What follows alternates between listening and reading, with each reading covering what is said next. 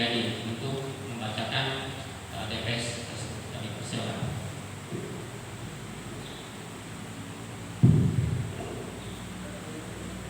Mohon izin.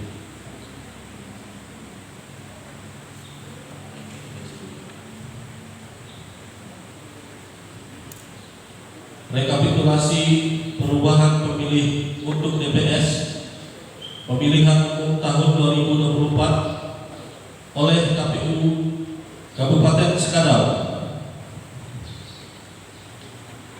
Sekadau Hilir, jumlah desa 20,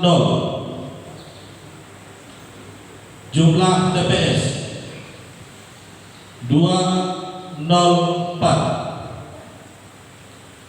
jumlah pemilih laki-laki 25032, perempuan 24405. Jumlah laki-laki dan perempuan 49437. 2. Sekadau Hulu, jumlah desa 15, jumlah TPS 100, jumlah pemilih laki-laki 11421, perempuan 10686, jumlah laki-laki dan perempuan 22107. 3. Nagatama, jumlah desa 15, jumlah TPS 91, jumlah pemilih laki-laki 10969, perempuan 10056, jumlah laki-laki dan perempuan 21025. 4. Nagamahak, jumlah desa 13, jumlah TPS 97, jumlah pemilih laki-laki 10864, perempuan 9736, jumlah laki-laki dan perempuan 20600. 5. Belitang Hilir, jumlah desa 11, jumlah TPS 83, jumlah pemilih laki-laki 9220, perempuan 8450, jumlah laki-laki dan perempuan 17670. 6.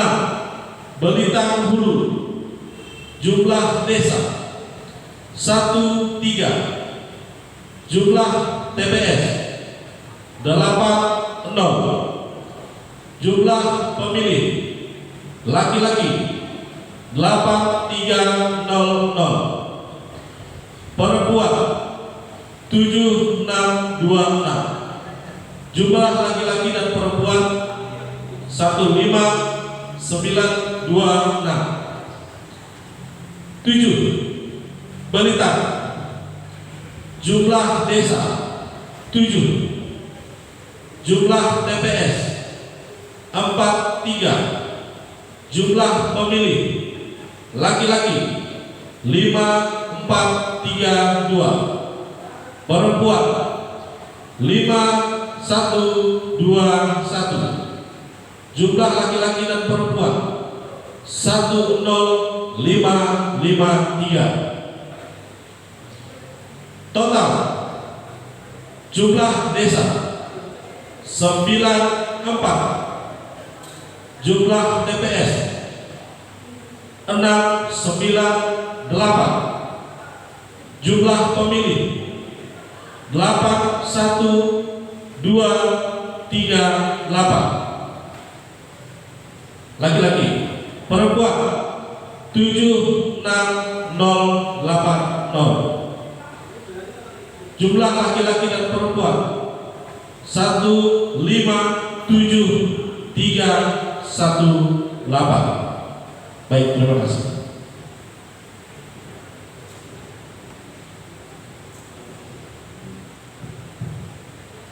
Baik, terima kasih Pak Heriadi. Tadi kita telah mendengarkan pembacaan rekap TPS, ya, mulai dari kecamatan pertama, Karwidir, Saipulu, Danau Taman, Nangamaha, Bintang Hilir, Bintang Bulu, dan Bintang. Dan total terakhir telah disebutkan oleh Pak Edi tadi, jumlah desanya 94, jumlah TPS-nya 698, jumlah pemilih keseluruhan 157,318. Sebelum kita tetapkan sebagai DPS dan ini adalah forum tertinggi pleno, saya memberi kesempatan kepada kita semua, kalau memang masih ada yang, apabila masih ada yang memberi tanggapan atau memberi bukti-bukti terkait dengan pemilih yang belum tercatat atau belum terdokumen pada beberapa bulan lalu, saya memberikan kepada forum ini tertinggi. Untuk itu saya persilakan mungkin kesempatan pertama, kedua, dan ketiga. Baik, saya berikan kesempatan kepada Nasdem atas nama Pak Ayub, ya. Panitia silakan dicatat. Satu dari Nasdem, kedua dari PDIP, ya. Ketiga, mohon panitia mainnya. Yang ketiga masih ada?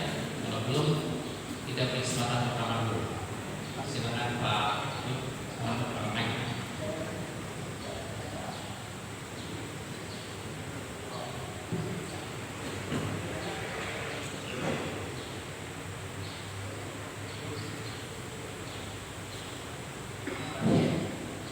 Terima kasih atas waktu yang diberikan kepada kami. Selamat siang, salam sejahtera bagi kita semua. Baik, sesuai dengan laporan yang kami terima dari KPU, kami ingin merilis sedikit beberapa hal. Yang pertama berkaitan dengan pemutahiran data di kecamatan. Karena kemarin kami terima data dari kecamatan itu, jumlah pemilih laki-laki dan perempuan itu tidak dicantumkan. Nah, jadi dalam hal ini juga kalau kita lihat hasil dari kecamatan itu ada perbedaan sedikit jumlah pemilih.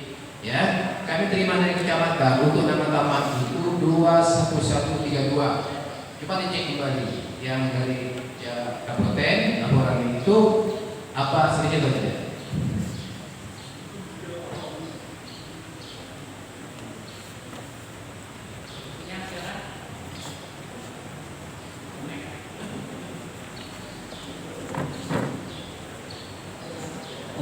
Terima kasih atas waktu kesempatan diberikan. Yang saya tanyakan yang pertama itu masalah ini kan sudah DPS, ya, daftar pemilih sementara. Apakah dari yang data sebelumnya pemilih aktif 157,780 itu sudah termasuk pemilih potensial non EKTP dan pemilih baru? Apakah data pemilih aktif yang sebelumnya sudah termasuk dengan pemilih baru dan pemilih potensial dan EKTP dan sudah dikurangi pemilih tidak memenuhi syarat atau dengan perbaikan data?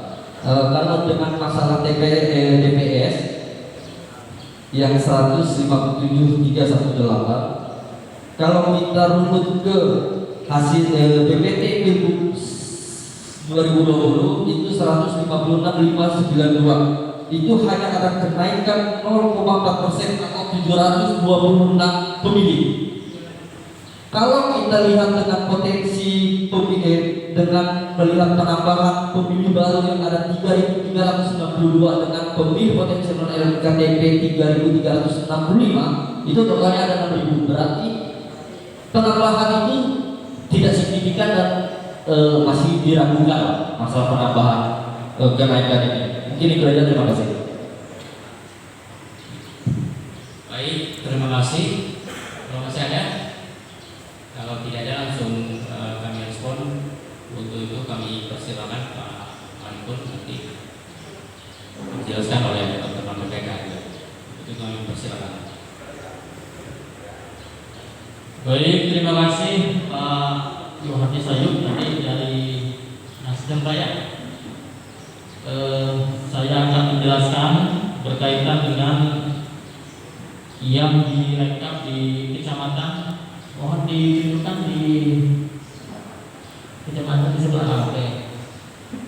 Nah, kemarin untuk di kecamatan itu merekap saja Pak, merekap saja. Jadi penetapannya di tingkat kabupaten. Tentu di sini berdasarkan data yang dikurangi dengan TPS lokasi khusus.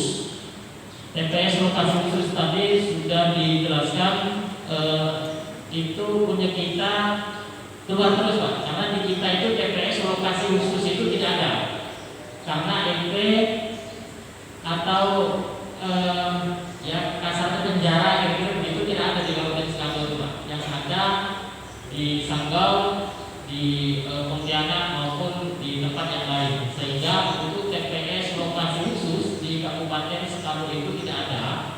Jadi pengeluaran terus. Contoh begini, misalkan ada, ini contoh konkret di sini. Misalkan di Kecamatan Naga Taman di sini lokasi khususnya itu ada 56, perempuan ada 51, totalnya ada 107. Dan ini untuk pemilihnya keluar dari Kecamatan Naga Taman, keluar ke Sanggau, keluar ke Pontianak, bahkan ada keluar yang bekerja di rumah atau yang mahasiswa Pak di Jawa misalkan, karena keluar sehingga berkurang. Itu yang pertama. Terus yang kedua, untuk untuk TPS ganda untuk kecamatan ini tidak ada. Jadi hasil yang direkap oleh Bapak Ibu PPK di kecamatan 21132 dikurang 107,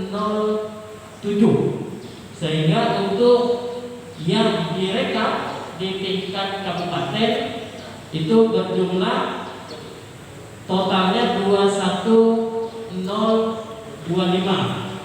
Jadi di sini untuk rekapannya itu untuk penjelasan ke Pak Ayu Pak ya. Terus untuk dari PDP Pak Jerry ya. Pak Jerry tadi menyampaikan berkaitan dengan penambahan atau kenaikan data pemilih yang misalkan di tahun 2020 pilkada itu berjumlah 156.592. Nah, sampai hari ini 157.318, artinya kalau bertambahnya hanya 726. Ini sudah dikomulatifkan dengan pemilih aktif, terus dikurangi TPS lokasi khusus dan ganda. Nah, kalau ditarik dari pemilu tahun 2019 152286, karena pembandingnya itu kan antara pemilu ke pemilu. Itu kenaikannya 5032.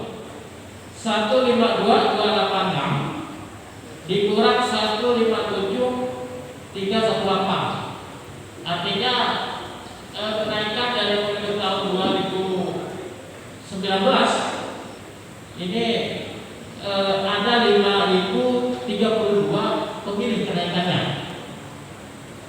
Jadi saya rasa kalau dari pemilu itu sangat signifikan. Kalau di tahun 2020 ini kan baru sekitar 2 tahun dari pilkada ke pemilu tahun 2024. Nah, demikian yang dapat saya jelaskan. Nanti kalau ada yang lain ya silakan. Saya kembalikan ke Ketua KPU. Baik, mungkin cukup ya, Pak Yohanes saya bersama dengan Jerry. Ya. Yang lain silakan sebelum kita tetapkan TPS.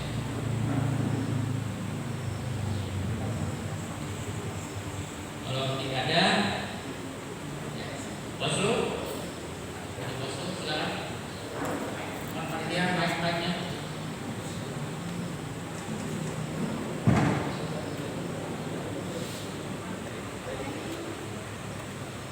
Tes. Baik, terima kasih atas kesempatan yang diberikan kepada kami. Yang saya hormati Ketua KPU Kabupaten Skadau beserta anggota. Yang saya hormati Kepala Dinas Dukcapil, Kesbangpol, Polres Skadau, Dandim, Jari Skadau, Dinas Kominfo, Bapak Ibu, Ketua, Sekretaris, maupun RO Partai Politik yang pada hari ini hadir bersama-sama kita dalam rekapitulasi dan penetapan DPS Pemilu 2024. Tentu Bapak Ibu semuanya, partai politik dan hadirin semua yang hadir di sini, kita mengetahui bahwa penyusunan data pemilih itu sendiri sudah berlangsung dari 1 bulan yang lalu, Pak, samanya 1 bulan lalu, dan dilakukan oleh petugas Pantarlih di 698 TPS yang ada di Kabupaten Skadau. Nah, tentu perlu saya sampaikan juga bahwa pada saat Pantarlih melakukan pencocokan dan penelitian data pemilih, kita juga diawasi ataupun dilakukan pengawasan lekat oleh petugas kita, yaitu pengawas desa ya, Bapak Ibu semua ya, pengawas desa yang ada di desanya masing-masing. Nah, tentu kami dari Bawaslu perlu kami sampaikan juga bahwa di saat kita melakukan pengawasan lekat, kita mempunyai alat kerja dan sebagainya, dan kita juga selalu memberikan yang namanya saran perbaikan, Pak. Saran perbaikan kepada PPS, kepada Pantarlih apabila mereka melakukan kesalahan, Pak. Contoh, misalnya rumah itu tidak dicuplit, orangnya tidak diketahui, ataupun orangnya tidak berada di tempat dan sebagainya. Memberikan masukan kepada petugas Pantarlih untuk misalnya belum cuplit, kita lakukan cuplit lagi. Seandainya meninggal ya dicoret seperti itu. Nah, tadi saya juga menyimak dari Bang Jerry ya, adanya pengurangan dari pilkada 2020 ke 2024. Seperti kita ketahui semua, Bapak Ibu semua, Pak Pol dan lainnya, sebetulnya KPU ini bekerja ini berbasis DP4, Pak Ibu. Nah, di DP4 itu sendiri itulah yang mereka lakukan di lapangan, dilakukan verifikasi faktual, coklit. Nah, basisnya menggunakan DP4. Nanti Pak dari Dukcapil bisa jelaskan, Pak ya, terkait dengan DP4 itu sendiri. Nah, kalau saya melihat di DPS ini bahwa untuk Skadau Hilir itu berkurang. Skadau Hilir itu berkurang dari DP4-nya. Nanti Bapak bisa jelaskan, Pak ya, dari Dukcapil ya. Skadau Hulu juga saya lihat berkurang. Nanga Taman berkurang kayaknya. Tadi saya lihat Nanga Mahap itu bertambah, Belitang Hulu itu bertambah, Bintang Hilir, Belitang itu berkurang, Pak, dari DP4. Nah, selaku pejabat yang berkewenangan untuk menjelaskan ini, nanti saya minta Pak Dukcapil menjelaskan terkait dengan DP4 yang dikeluarkan oleh Dinas Penduduk dan Catatan Sipil. Seperti kita ketahui bersama juga, Bapak Ibu, bahwa sebetulnya terkait data pemilih ini, penetapan DPS ini bukan akhir dari segalanya. Karena pemilu itu masih lama Pak. 2004 ini tahap awal, karena nanti ini kalau saya melihat di tahapan KPU itu Pak, nanti ada yang namanya DPSHP lagi, daftar pemilih sementara hasil perbaikan. Nah, jadi kawan-kawan PPS, PPK ini nanti bekerja lagi di lapangan untuk menetapkan yang namanya DPSHP. Nah, di DPSHP ini bisa jadi berkurang, bisa jadi bertambah seperti itu. Harapannya bertambah Pak. Nah, bagaimana barang ini bisa bertambah? Nah, dalam hal ini kami dari Bawaslu pada sekalian juga mengharapkan kerjasama dari semua pihak, baik dari stakeholder, dari Bapak Ibu partai politik yang berkepentingan di 2024, untuk sekiranya ada misalnya konstituennya, keluarganya, tetangganya yang belum masuk DPT ya Pak, belum masuk DPT ya kita cek, kan ada aplikasi itu ya, cek online DPT itu. Seandainya belum terdaftar di DPT, TPS mana, di mana, silakan untuk menghubungi, boleh silakan menghubungi Panwaslu kecamatan, kabupaten, silakan menghubungi KPU, PPS, KPU, dan juga PPK yang ada di kecamatan. Karena saya lihat untuk penetapan DPT itu sendiri yaitu Juni ya, tanggal 22 Juni Pak ya, pengumuman DPT ya Pak, sahabat ya, 22. Nah, jadi nanti ini setelah selepas ini mungkin ada perbaikan DPS dan sebagainya lagi. Mohon sekiranya bagi kita semua, sanak keluarga, konstituen kita yang belum masuk di DPT, ya silakan untuk melaporkan Pak. Nanti KPU akan masuk kembali menjadi DPT 7 2024 Pak Yuda. Mohon kerjasama ya Pak Hendro ya. Jadi yang belum masuk DPT silakan untuk diurus. Misalnya belum punya KPE atau sebagainya, pemilih pemula yang 2024 sudah mempunyai hak pilih, ya silakan untuk mengurus administrasi kependudukannya. Mungkin itu dari saya Pak Ketua. Terima kasih. Silakan Pak. Assalamualaikum warahmatullahi wabarakatuh. Terima kasih Ketua KPU beserta anggota Komisi 11 Isparto, Tempo, Kepolisian, Kejaksaan yang dapat saya sampaikan bahwa penduduk potensial pemilihan ini memang telah dikonsolidasikan, diverifikasi dan diverifikasi oleh dinas dan disampaikan ke Dirjen Dukcapil. Dan dari hasil setelah diverifikasi akhir diserahkan ke KPU bahwa di sini dinas Dukcapil sebagai ujung tombak dalam penyelenggaraan dalam pendidikan administrasi kependudukan, kami berusaha untuk memastikan masyarakat sudah terekam dan memiliki KTP elektronik, dan ini akan menjadi tanggung jawab kita bersama dalam mensukseskan penyelenggaraan pemilu ini. Kami juga mengharapkan kepada bapak-bapak, jika ada saudara-saudara kita yang sakit atau menunda yang tidak bisa di dinas Dukcapil, informasikan. Kami juga akan berusaha dari rumah ke rumah, dan semua juga kita gratis, dan kami juga melakukan pelayan-pelayan di desa-desa. Memang tidak semua desa dalam capaian perekaman KTP ini sampai 100%, tapi rata-rata kita sudah mendekati 98%. Kami akan berusaha semaksimal mungkin sampai hari H pelaksanaan pemilu. Dan untuk dalam DP4 ini itu diserahkan dari Dirjen Dukcapil ke Komisi Pemilihan Umum dan diteruskan ke jajaran di bawahnya. Demikian yang dapat saya sampaikan. Assalamualaikum warahmatullahi wabarakatuh. Baik, terima kasih Pak Sutet dari Bawaslu. Yang pertama dengan saran dan masukan, termasuk himbauan dari Bawaslu, ya saya kira kita dengan bersama ya, praktiknya tidak hanya di tingkat tetapi masyarakat dan masyarakat dulu. Segala terima kasih Pak Sutet untuk menjawab. Saya tinggal masih di Bawaslu ya. Kita tahu di KPU gimana nih. Ini buat dia sebagai Bawaslu.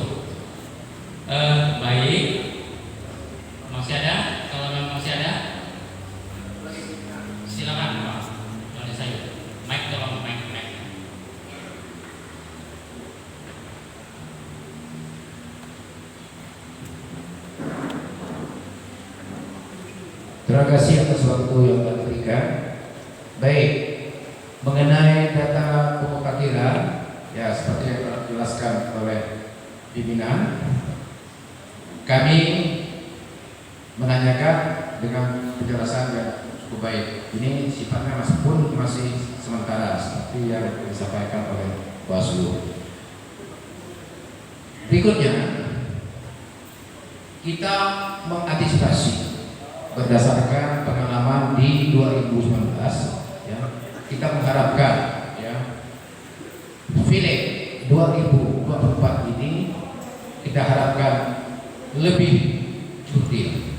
Maka dari itu kita harapkan kepada Bawaslu semakin ke depan, karena maraknya peserta ya di 2024 dari partai politik tidak menutup kemungkinan hal-hal yang berkaitan dengan penyimpangan, terutama nanti di TPS maupun di PPK.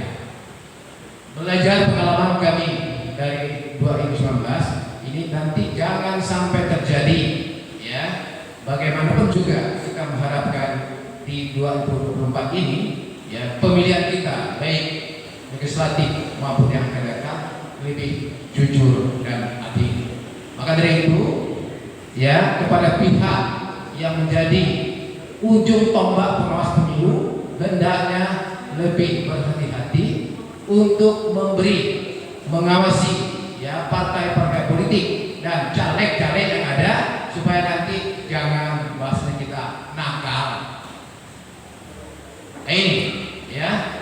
Maka dari itu jauh-jauh sebelumnya ya kami dari fraksi Partai Nasdem ya mengharapkan agar ini ya tidak untuk kemungkinan ya baik yang satu, yang kedua maupun yang ketiga ya ini menjadi tanggung jawab kita bersama agar nanti sekadar ke depan menjadi contoh yang terbaik untuk ya Pileg maupun pilkada di 2024. Terima kasih. Baik, Pak Ayub. Silakan Pak Mike, Pak Jerry.